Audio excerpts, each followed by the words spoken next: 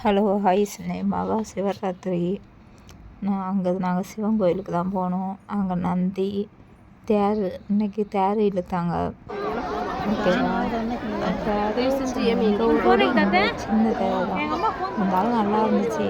ஆனால் எல்லாரும் சிவராத்திரி கொண்டாடிச்சு.